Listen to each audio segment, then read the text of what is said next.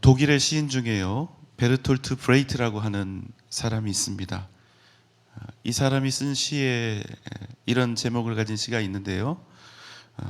아침 저녁으로 읽기 위하여.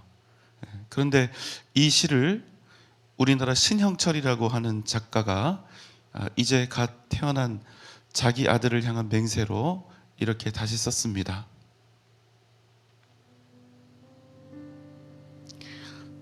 아침 저녁으로 읽기 위하여. 아빠가 사랑하는 아들이 아빠에게 말한다.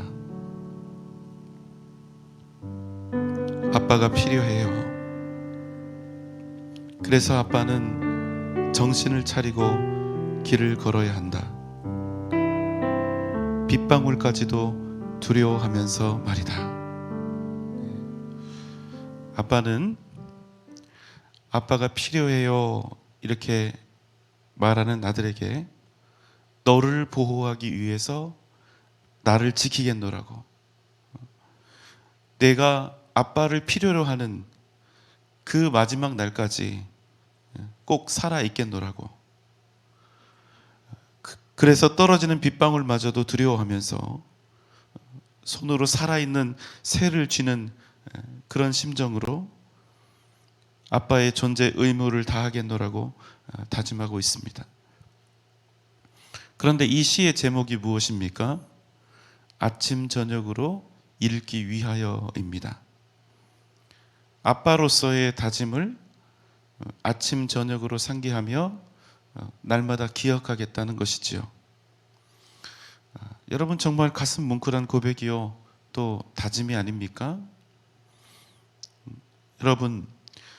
여러분은 아들을 향한 이 아비의 고백에서 형용할 수 없을 만큼 애타는 아빠의 사랑과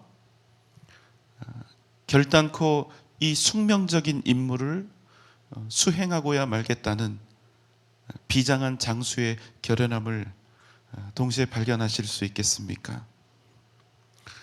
저를 비롯한 우리 아비들의 마음, 또 모든 어미들의 마음이 다 이와 같을 것이라고 생각을 합니다.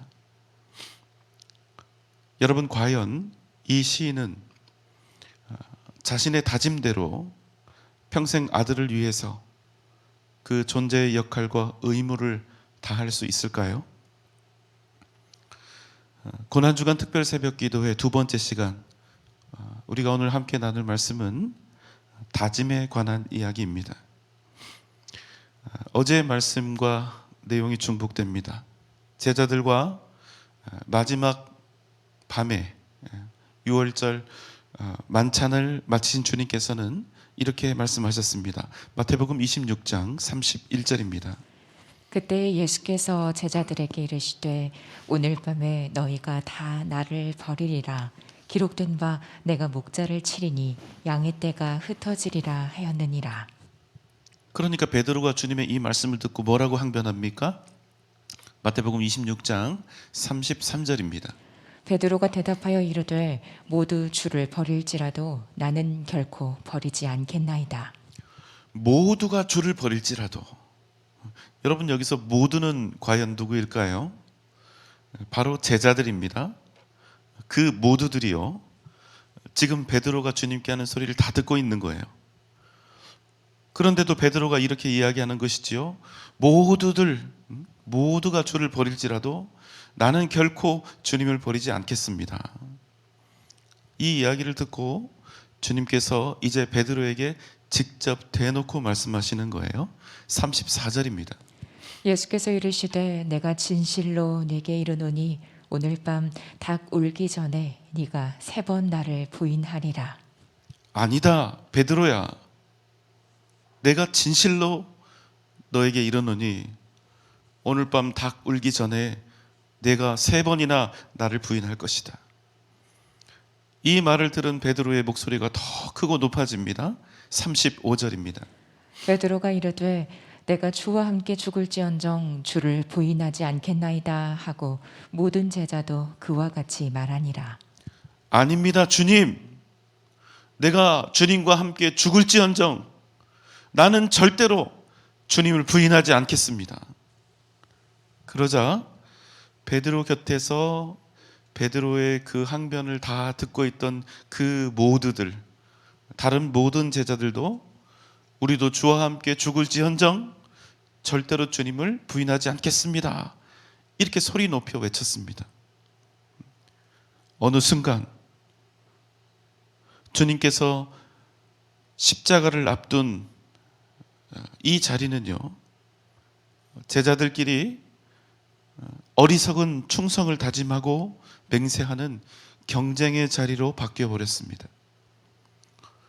다른 제자들까지 디스하면서 자신의 의로움과 의리, 선함을 드러내려 했던 베드로의 교만, 베드로의 욕심이 생사고락을 지금까지 함께했던 제자 공동체를 와해시켜 버린 거예요. 이 교만한 한마디가 서로에 대해서 경쟁 구도를 만들었고, 이제 곧 닥쳐올 위협 속에서 주님과 제자 공동체가 더욱 쉽고 빠르게 무너지도록 했다는 겁니다. 여러분, 만약 베드로가요, 나는 다른 제자들과 달리 모두가 주를 버릴지라도 이렇게 말하지 않고 우리 제자들 모두는 주님과 언제나 함께 할 것입니다, 이렇게 말했다면 어쩌면 이 제자들의 역사는 조금 달라졌을지 모르겠습니다. 하지만 이 일을 계기로 제자들은 온전히 하나였던 구도에서 경쟁 구도로 전락해 버린 것입니다. 그러니 주님께서 잡히셨을 때 어떻게 됩니까? 서로를 이제 믿지 못하고 모두 다 도망치기에 바빴던 것입니다. 사랑하는 여러분, 우리 교회, 우리 공동체가 다른 마음으로 있는 그런 사람 없이 언제나 반드시 견실하게 온전히 하나로 존재해야 하는 가장 중요한 이유입니다. 여러분, 아멘입니까?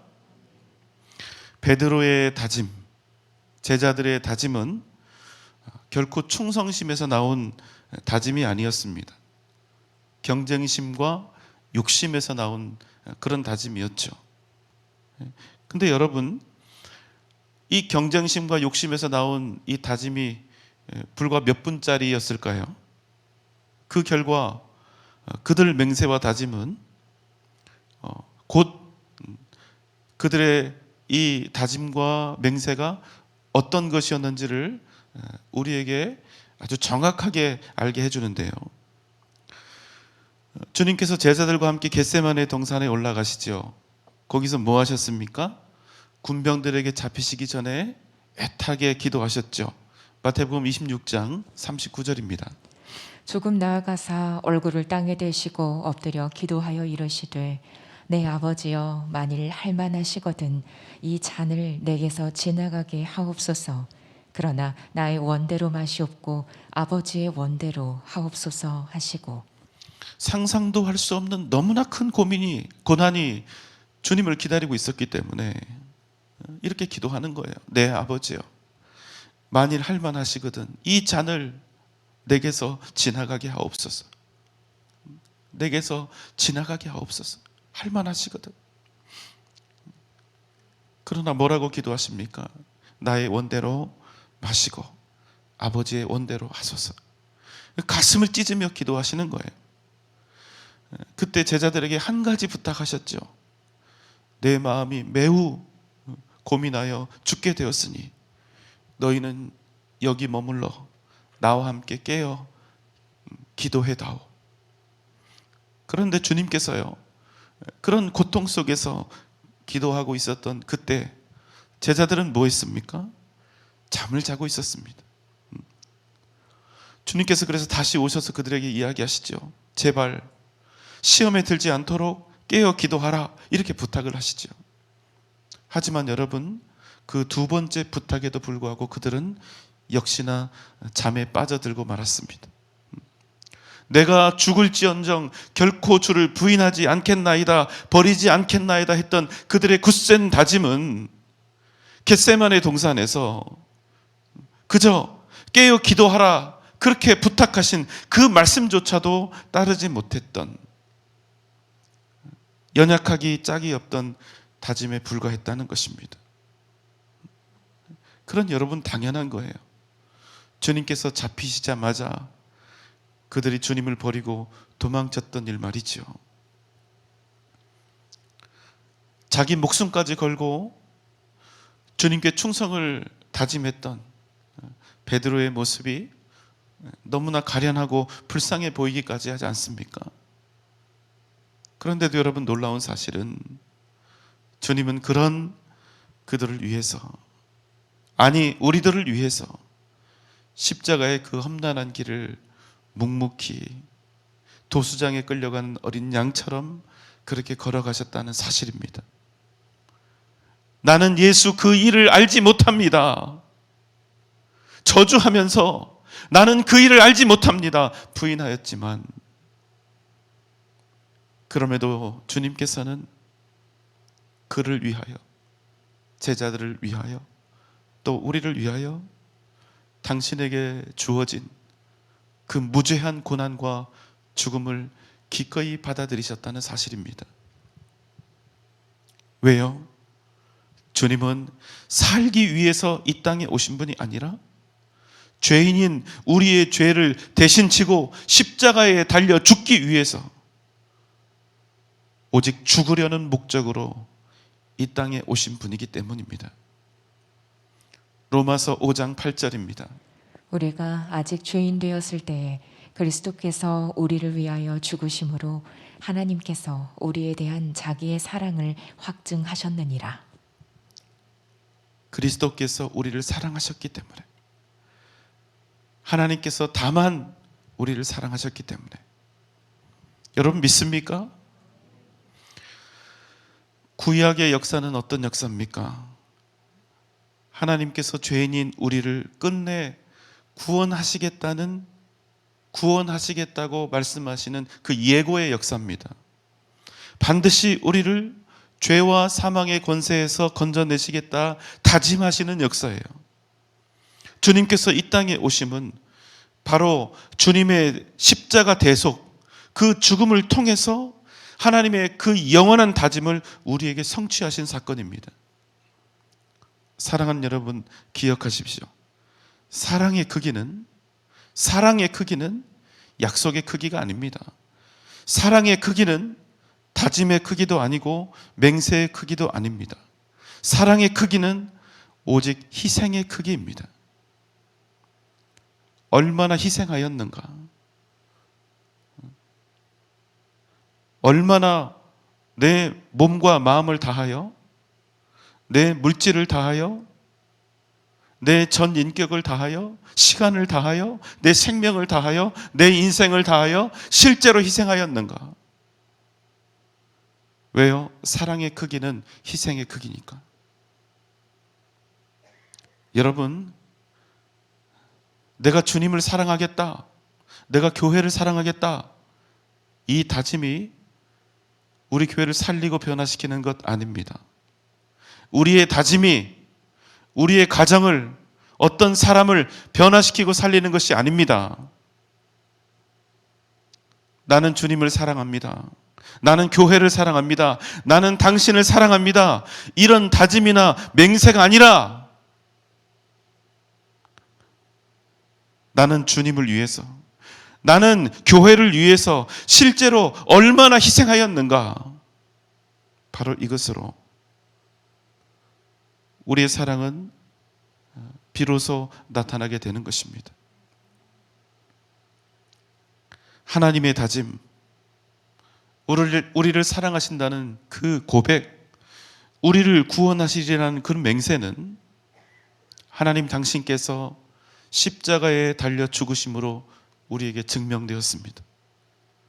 그 영원하고 무궁한 희생으로 우리에게 그 실제가 드러나게 된 것입니다. 주님을 저주하며 3번이나 부인했던 베드로, 죽는 것이 두려워서 주님을 버리고 도망쳤던 제자들,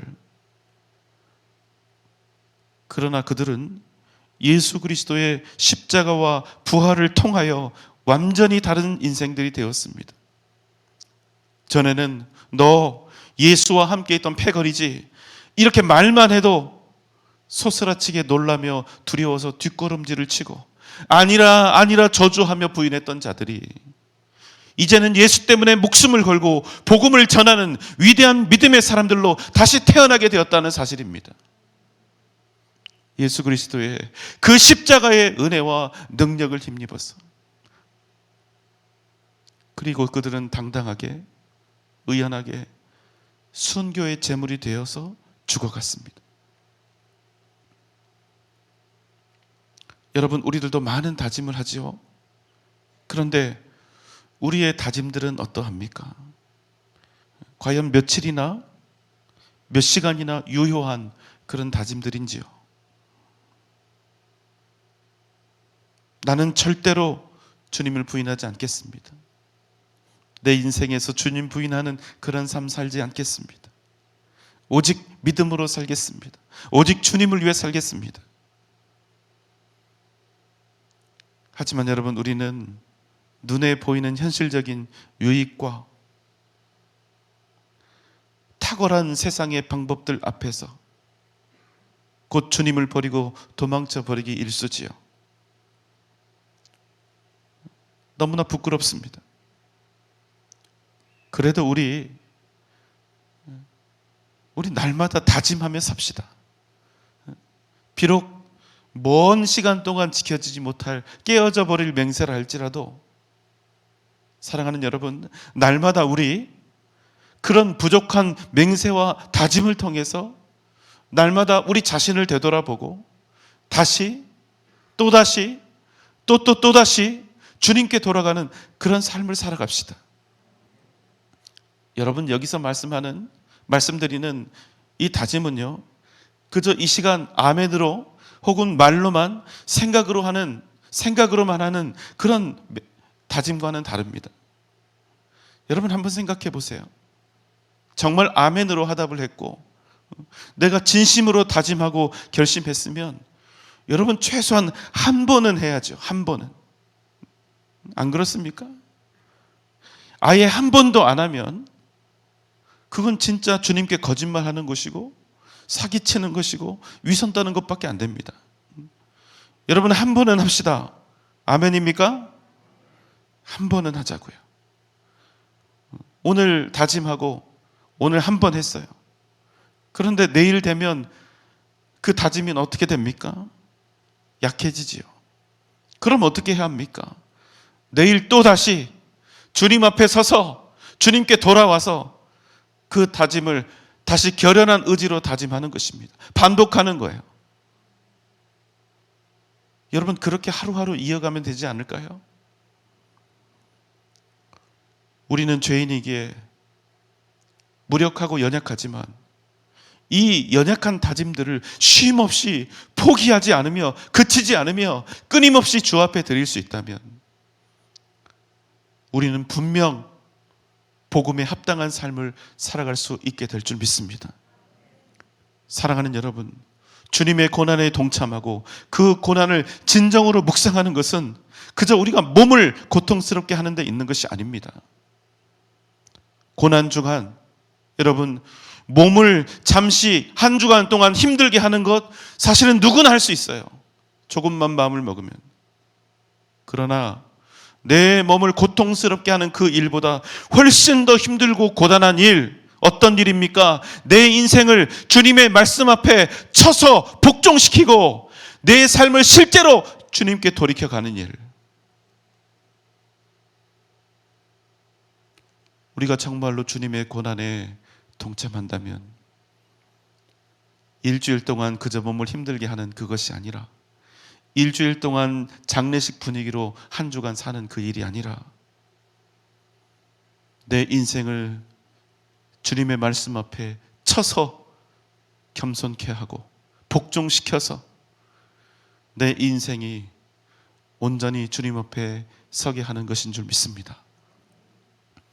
우리의 삶이 달라지기를 소망합니다. 우리의 인생이 하나님 앞에 믿음으로 날마다 새롭게 피어나기를 소망합니다. 오직 십자가의 그 놀라운 사랑과 은혜를 기억하며 날마다 믿음으로 거듭나는 은혜가 저와 여러분 가운데 넘쳐나시기를 주님의 이름으로 축원합니다.